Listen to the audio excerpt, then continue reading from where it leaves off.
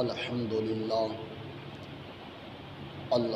للہ رب العالمین والعاقبۃ للمتقین والصلاة والسلام علی سید الانبیاء والمرسلین وعلی آلہ واصحابہ وازواجہ وعلماء ملتہ واولیاء امتہ واہل سنتہ والناس اجمعین اما بعد فاعوذ باللہ من الشیطان الرجیم بسم اللہ الرحمن الرحیم قل لا أسألكم عليه أجرا إلا المودة في القربى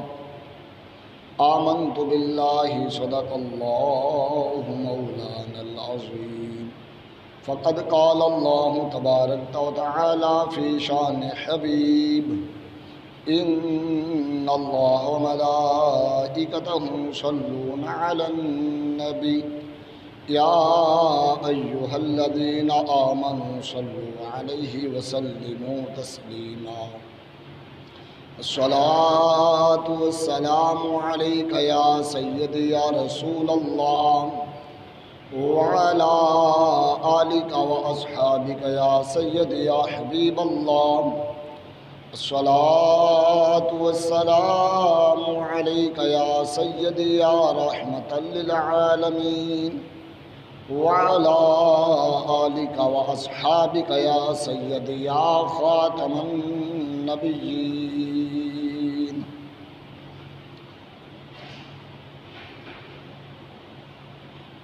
بعد حمد و صلاۃ اللہ رب العالمین جل جلالہ جل شانہ و اعظم برہان ہو کی حمد و ثنا اس کے محبوب مکرم شفیع معظم صلی اللہ تعالی علیہ وآلہ وسلم کی ذات اقدس پر محبت و بھرا درود و سلام عرض کرنے کے بعد سامعین محتشم، ماہ محرم الحرام ہے۔ یہ مہینہ وہ ہے جو کہ میرے مصطفیٰ کریم علیہ الصلاۃ والسلام کی تشریف آوری سے قبل، آپ کے دنیا میں تشریف لانے سے پہلے بھی عظمت والا مہینہ تھا، حرمت والا مہینہ تھا، جس مہینے کو احترام کی نظر سے دیکھا جاتا تھا، احترام کے ساتھ منایا جاتا تھا۔ میرے مصطفیٰ کریم علیہ الصلاۃ والسلام جب دنیا میں تشریف لے آئے اور آپ سرزمین مکہ المکرمہ سے سرزمین مدینہ میں تشریف لائے تو مدینہ رسول علیہ الصلاۃ والسلام اہل یہود کے لوگوں سے آباد تھا۔ آقا کریم علیہ الصلاۃ والسلام ماہ عاشوراء، ماہ محرم یعنی عاشورے کے دن کا روزے کا اہتمام فرماتے۔ یہود کے لوگوں کو میرے مصطفیٰ کریم علیہ الصلاۃ والسلام نے دیکھا کہ انہوں نے 10 محرم عاشورے کے دن کا روزہ رکھا ہے۔ کریم آقا علیہ الصلاۃ والسلام نے دریافت فرمایا، پوچھا کہ یہودیوں تم نے اس دن کا روزہ کیوں رکھا؟ عرض کی کہ یا محمد بن عبداللہ صلی اللہ تعالی علیہ وسلم، ہم روزہ اس لیے رکھتے ہیں کہ اس دن اللہ رب العالمین جل وعلا نے جناب سیدنا موسیٰ کلیم اللہ علیہ نبی علیہ الصلاۃ والسلام اور آپ کے ماننے والے یہودی جو ہیں ان پہ یہ کرم کیا تھا کہ ان کو فرعون سے نجات عطا فرمائی تھی۔ ہم اس نجات فرعون کے سبب اللہ کے شکرانے کے طور پہ روزے کا اہتمام کرتی ہیں۔ میرے مصطفیٰ کریم علیہ الصلوۃ والسلام نے ارشاد فرمایا کہ ہم تم سے زیادہ حقدار قربت رکھتے ہیں موسیٰ علیہ السلام سے، تو اس لیے اے میرے صحابہ، اے میرے غلاموں جان نثارو، اب ہم فقط 10 محرم عاشورے کے دن کا روزہ نہیں رکھیں گے، بلکہ ہم 2 روزے رکھیں گے، 9 محرم اور 10 محرم۔ یعنی حرمت اس مہینے کی آپ دیکھ لیں یہ کتنی عظمت والا ہے۔ ابھی امام علی مقام امام حسین کا معاملہ نہیں ہے، اس سے قبل اور ابھی تو امام پاک کی ولادت باسعادت بھی نہیں ہوئی، اس سے پہلے یہ حرمت کا مہینہ ہے میرے بھائی۔ سابقہ امتوں میں، سابقہ نبیوں کے ہاں یہ حرمت کا مہینہ تھا۔ حضور نے فرمایا ہم 2 روزے رکھیں گے، اس لیے تاکہ ہماری مشابہت یہود کے ساتھ نہ ہو جائے۔ یعنی اسلام نے اپنا نظریہ بتایا ہے، اسلام نے اپنا وجود بتایا ہے کہ اسلام کسی کے مذہب پہ نہیں پابند ہوتا اور کسی کو نہیں مانتا۔ اسلام اپنا نظام لے کر خود آیا ہے، اسلام اپنا ایک نظریہ وجود لے کر رکھتا ہے، اور اس وجود کے تحت حضور نے فرمایا آل یہود 1 روزہ رکھتے ہیں اور ہم 2 روزے رکھیں گے۔ علماء نے فرمایا ہے یہاں پہ کہ افضل یہ ہے 9 محرم اور 10 محرم کا رکھا جائے۔ اگر کسی سبب سے 9 محرم کا نہ رکھ سکے تو 10 محرم کے ساتھ 11 محرم کو ملا لے، تاکہ یہود کے ساتھ مشابہت نہ ہو۔ اور پھر جب امام علی مقام امام حسین رضی اللہ تعالیٰ عنہ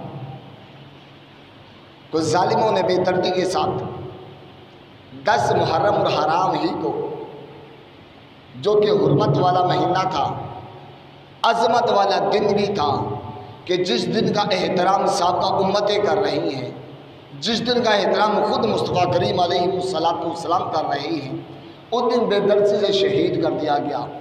تو اس سبب سے امت مسلمان نے اس کے بعد امام علی مقام امام حسین رضی اللہ تعالیٰ عنہ کے نام سے محرم کے مہینے کو منانا شروع کر دیا۔ دار حقیقت یہ مہینہ حرمت والا اس سے قبل ہے، اس سے پہلے کا ہے، اور امام علی مقام امام حسین رضی اللہ عنہ کی شہادت کی وجہ سے مزید اس کو ماننا شروع کر دیا گیا۔ برادران اسلام، جہاں کائنات کے اندر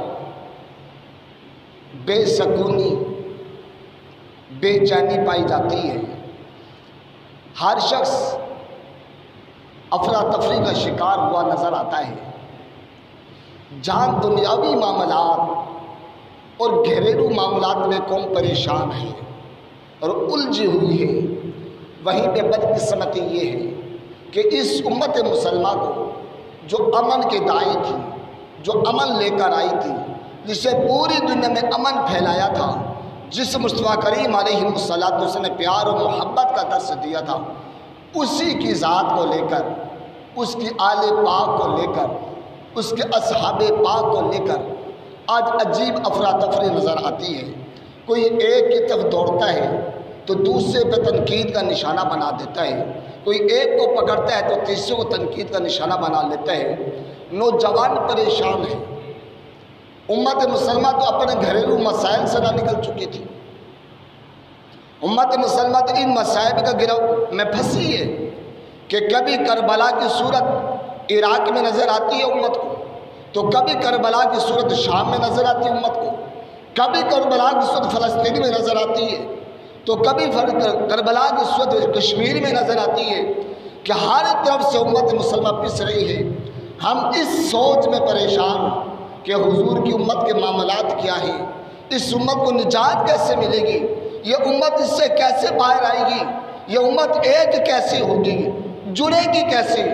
جب ان حالات میں امت پھنسی تھی، اس وقت یہ بھی وقت آن دیکھنا پڑا، یہ بھی حالات نے گھیرا ڈال لیا، اور امت کا تنگ کر دیا تیرا کہ کبھی یہ کہا گیا کہ جناب نبی بہت اعلیٰ ہے، لہٰذا نبی کی اولاد اعلیٰ ہے، اولاد کو ماننا غلام کو نہ ماننا؟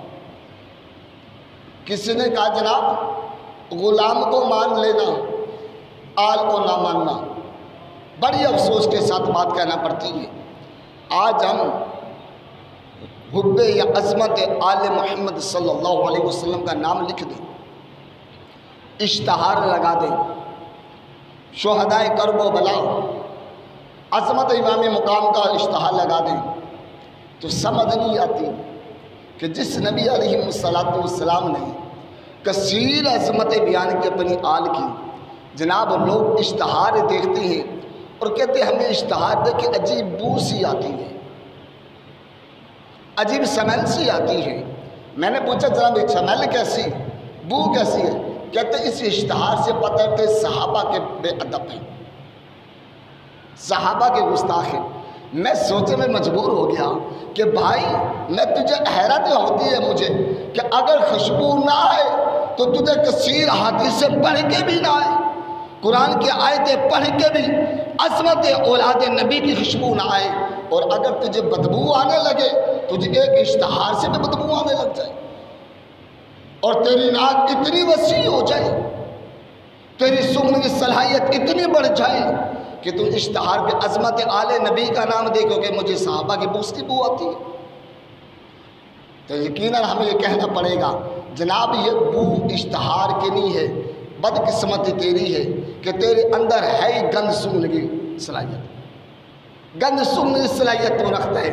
اگر اعلیٰ ہوتی تو تو اصحاب نبی صلی اللہ علیہ وسلم اور آل نبی علیہ السلام کا نام پڑھ کے خوش ہوتا، نہ کہ ایک دم بوجھ کے بتا لیتا۔ آل نبی ہے کون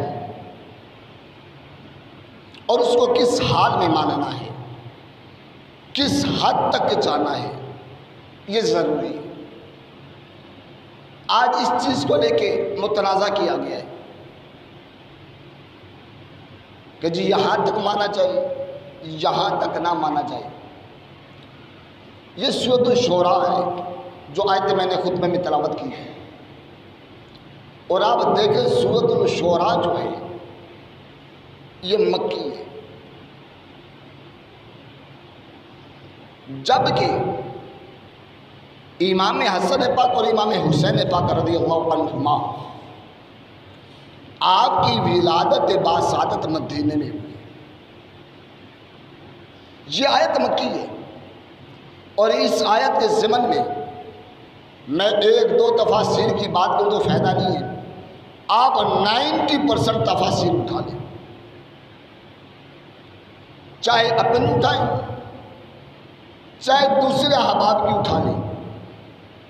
جو شخص یہ کہتا ہے کہ میں مسلمان ہوں اور وہ کسی بھی جماعت کا پلو پکڑے ہوئے ہو، کسی کے ساتھ بھی چل رہا ہو، آپ ان کے اقابہ کی تفسیر اٹھا لیں، 90% تفاسیر میں آپ کو اس کا حکم ملے گا، اور سب نے لکھا ہے کیا اے میرے محبوب صلی اللہ علیہ وسلم آپ ارشاد فرما دیں، اپنے زبان سے اعلان کر دیں، لا اسألکم علیہ اجرا۔ اے نبی کہہ دو اے لوگوں میں تم سے سوال نہیں کرتا، کس کا؟ تمام مفسرین نے لکھا اس کو، تمہیں میری وجہ سے ایمان کی دولت مل گئی، میں اس پہ سوال نہیں کرتا، میرے سبب قرآن ملا سوال نہیں کرتا، میرے سبب ہر شے، لا اسألکم علیہ اجرا، جو کچھ بھی ملا ہے،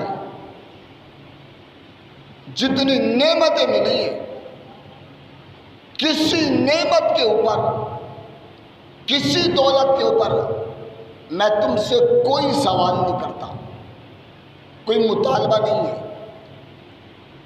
رب کہتا ہے کہ محبوب کہہ دے تمہیں ساری نعمتیں ملے، سوال نہیں ہے میرا، لیکن ایک حکم دیتا ہوں، کیا الا المودۃ فی القربى، حکم یہ ہے میرا کہ میری جو قرابت والی ہیں، میری جو اہل بیت ہیں، میرے گھر والے ہیں، اے میرا کلمہ پڑھنے والوں، ان سے محبت کرنا۔ مودت کا معنی ہے، اور مودت اس کو کہتے ہیں جس کے بغیر زندگی ممکن نہ ہو۔ مفسرین نے مودت کی مثال دی ہے میرے بھائی، اور آپ مثال مودت کو سمجھیں۔ مودت ہے کیا؟ مچھلی جو ہے، مچھلی، آپ دیکھیں مچھلی کو اگر پانی سے جدا کریں تو کیا ہوتا ہے؟ زندہ رہ جاتی ہے۔ وہ کہتے ہیں کہ مچھلی کو پانی کے ساتھ محبت نہیں ہے، مچھلی کو پانی سے محبت نہیں ہے، بلکہ مچھلی کو پانی سے مودت ہے۔ یعنی جس سے جدائی جان لے لے، جس سے علیحدگی جان لے لے، اس کو مودت کہتے ہیں۔ اللہ نے اہل بیت رسول کے لیے حکم دیا ہے، الا المودۃ فی القربى، محبت نہیں کہ محبت کر کے مودت کرنا۔ کیا یعنی اہل بیت رسول سے اتنا جڑ جانا، اتنا مل جانا کہ اگر اس سے جدا کیا جائے تو تڑپ کے جان دے دینا، زندہ نہ رہنا، اور زندہ رہنا تو اہل بیت رسول کی محبت میں رہنا صلی اللہ علیہ وسلم۔ برادران اسلام، یہ لفظ مطلق ہے کہ اہل بیت کا، قرابت کا۔ اب یہ قرابت ہے کیوں؟ اس قرابت کو کس نے لیا؟ مفسرین اس کو لے کر آئے ہیں، الصواعق محمدیہ کے اندر بھی لے کر آئے ہیں، دیگر نے بھی لکھا اس کو کہ میرے مصطفیٰ کریم علیہ السلام سے صحابہ نے سوال کیا۔ حکم کس کا تھا؟ اللہ کا حکم تھا۔ اب صحابہ اس کی تشریح چاہ رہے ہیں، پوچھ رہے ہیں کہ یا رسول اللہ صلی اللہ علیہ وسلم، الا المودۃ فی القربى، قرابت والوں سے مودت، وہ قرابت والے کون ہیں جن سے مودت رکھنی ہے؟ حکم رب کا ہے، تشریح صحابہ کی ہے، اور مختص میرا مصطفیٰ کر رہا ہے صلی اللہ علیہ وسلم۔ نام میرا نبی علیہ السلام بتا رہا ہے۔ کوئی کہے میں نہیں مانتا تب بھی کافر ہوگا کہ رب کا حکم نہیں مان رہا، اور کہے میں گستاخ صحابہ ہو کے تشریحات صحابہ کو نہیں مانتا تب بھی جہنم کا ایندھن ہے، اور مختص نام کا انکار کرے حضور کا انکار ہے تب بھی جہنم کا ایندھن ہے۔ تینوں شرائط سے جہنمی بنتا ہے۔ میرے مصطفیٰ نے فرمایا صحابہ سنو، قرابت سے مراد کون؟ فرمایا علی۔ آیت نازل کہاں ہوئی؟ مکے میں، سورت مکی ہے۔ میرے نبی سے صحابہ کو یا رسول اللہ صلی اللہ علیہ وسلم مودت فی القربى، قرابت والے کون؟ میرے نبی نے ارشاد فرمایا علی۔ حضور اور فرمایا فاطمہ۔ اب یہ دو تو موجود ہیں، علی بھی موجود ہے، فاطمہ بھی موجود ہے جب آیت نازل ہوتی ہے، لیکن اور کون؟ ساتھ میرا نبی فرماتے ہیں حسن، میرا شہزادہ حسین، میرے بھائی حسن بھی مدینے میں پیدا ہوئے، حسین بھی مدینے میں پیدا ہوئے، اور لیکن ان کی محبت، ان کی محبت اور ان سے جڑ جانا، ان کے بغیر مر جانے کا حکم رب مکے میں نازل فرما رہا ہے کہ اتنا لازم ہے کہ ابھی پیدا نہیں ہوئے، ابھی دنیا میں آئے نہیں، ان کو کہہ دیا کہ وہ آئیں گے، ہوں گے کون؟ جو علی و فاطمہ سے آئیں گے۔ ایک حسن ہوگا، ایک حسین ہوگا، تم ان کے ساتھ مودت رکھنا۔ برادران اسلام، امام شافعی رحمۃ اللہ تعالیٰ علیہ یہاں بھی تحریر فرماتے ہیں۔ آپ فرماتے لوگوں، قُلْ لَا أَسْأَلُكُمْ عَلَيْهِ أَجْرًا إِلَّا الْمَوَدَّةَ فِي الْقُرْبَى فرماتے جیسے نماز فرض ہے اور اس کے پڑھنے میں شرم نہیں، روزہ فرض ہے رکھنے میں شرم نہیں، حج فرض ہے کرنے میں شرم نہیں، زکوٰۃ فرض ہے دینے میں شرم نہیں، فرماتے ہیں اسی طرح اہل بیت کی محبت فرض ہے۔ اب کوئی کہتے ہیں 5 ٹائم تم اذان ہوتی ہے اٹھ کے کہاں جاتے ہو؟ آپ کہتے ہیں نماز پڑھنے، کیوں؟ کہ تمہیں نہیں پتہ نماز فرض ہے؟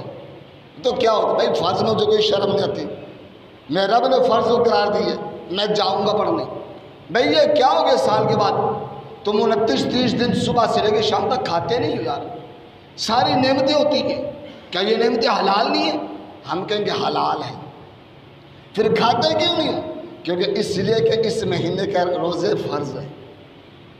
اب مجھے فرض میں آڑ نہیں ہے، جیسے میرے بھائی نماز کی فرضیت ادا کرنے میں آڑ نہیں، روزے کی فرضیت میں آڑ نہیں، حج و زکوٰۃ کی فرضیت میں آڑ نہیں، امام شافعی علیہ رحمہ فرماتے ہیں اسی طرح اعلانیہ طور پہ اہل بیت سے محبت کر کے اظہار کرنے میں آڑ نہ کرو، اس سے شرم محسوس نہ کرو، مگر اعلانیہ فخر تو دیکھو بھائی مجھ پہ اہل بیت کی محبت فرض ہے اور میں ان کے بغیر نہیں رہ سکتا، میں نے کرنی ہے۔ اب اس میں غور کرنے والی ایک بات اور بھی ہے، کم علم و جہلا ہر جگہ موجود ہوتے ہیں، رات کی تاریکی میں رہنے والے ہر جگہ مل جاتے ہیں ہمیں۔ رب نے کہا لا اسألکم علیہ اجرا الا المودۃ فی القربی، اٹھائیں 90% تفاسیر کو، یا رسول اللہ صلی اللہ علیہ وسلم یہ حکم کس کے لیے؟ کس کے لیے؟ فرمایا لا اسألکم علیہ اجرا، جس کو میری وجہ سے ایمان ملا، جس کو قرآن ملا، جس کو نعمت دنیاوی اخروی ملی، اس کے لیے ہے۔ یعنی کیا سمجھ میں آئی؟ پتہ یہ چلا کہ ہر اس کلمہ پڑھنے والے کے لیے یہ حکم ہے۔ اب میں پوچھنا چاہوں گا، بتاؤ کہ سب سے پہلے کلمہ پڑھنے والا کون ہے؟ ابو بکر۔ جہاں پہ ابو بکر سے لے کے قیامت کی صبح تک جو بھی غلام مصطفیٰ صلی اللہ علیہ وسلم بنے گا، جو حضور کا کلمہ پڑھے گا، ہر اس ایمان والے کے لیے حکم ہے کہ الا المودۃ فی القربی۔ اب مجھے بتاؤ ابو بکر اس فرض کو ترک کر سکتا ہے؟ عمر ترک کر سکتا ہے؟ عثمان ترک کر سکتا ہے؟ طلحہ زبان ترک کر سکتے ہیں؟ یار وہ میرے نبی کے صحابہ، وہ میرے نبی کے جان نثار غلام، جن کو حضور کی ایک سنت کی خبر ہو جائے تو سنت ترک نہیں کرتے، بتاؤ وہ میرے نبی فرض بتائے تو فرض کیسے ترک کریں گے؟ جو سنتوں پہ جان دیتے ہوں اور جن کی حب نبی اتنی کہ جو صحیح حدیث سے پتہ لگتا ہو کہ جو پانی کے قطروں پہ جان دیتے ہوں، پانی کے قطروں پہ جان دیتے ہوں، مجھے بتاؤ فرضیت پہ کتنا عمل کریں گے؟ کیا صحیح حدیث میں موجود نہیں؟ میرے مصطفیٰ کریم صلی اللہ علیہ وسلم وضو فرماتے، جب وضو کا پانی وضو کے چہرے سے جسم عطر سے مس ہو کے اترتا تو بتاؤ صحابہ کا عمل کیا ہوتا تھا؟ کیا صحابہ دور بیٹھ جاتے تھے؟ وہ پانی کے ایک ایک قطرے میں کیا کرتے تھے؟ دوڑ کے جاتے تھے کہ یہ ایک قطرہ مجھے مل جائے، یہ ایک قطرہ مجھے مل جائے۔ اور محدثین نے لکھا اتنی محبت میں دوڑتے کہ اس پانی کے قطرے پہ ایک دوسرے کو قتل کرنے پہ راضی ہو جاتے، کرتے نہیں تھے قتل، کیونکہ اللہ کے اور اس کے رسول نے منع کیا تھا، لیکن دوڑتے اتنے محبت میں کہ پانی کا قطرہ ہمیں مل جائے۔ اور جس صحابی کو نہ ملتا